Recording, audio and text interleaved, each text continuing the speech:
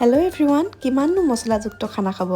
গতিকে আজি বিনা তেল মছলাৰে এটা হেল্ডি চিকেন ৰেচিপি বনাওঁ আহক। প্ৰথমতে কেৰাহী এখনত পানী দি ল'লোঁ। অকণমান দেৰি গৰম হোৱাৰ পিছতে তাতে আধা কিলোৰ চিকেনখিনি দি দিলোঁ।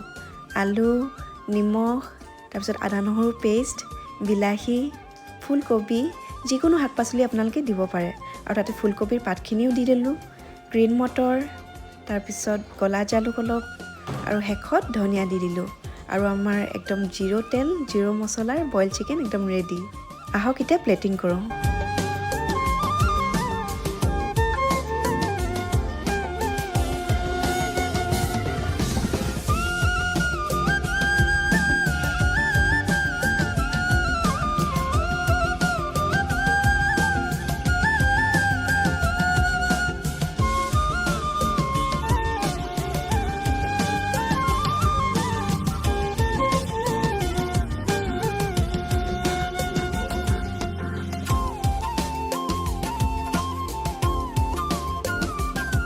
খাই কিন্তু বিৰাট ভাল লাগিলে। আপোনালোকেও কেতিয়াবা এনেকৈ বনাই খাই চাবচোন আৰু কেনেকুৱা লাগে মোক জনাবলৈ নাপাহৰিব। আজিলৈ ইমানেই। পুনৰ নেক্সট ভিডিঅ'ত লগ পাই আছোঁ সকলোকে। Bye bye.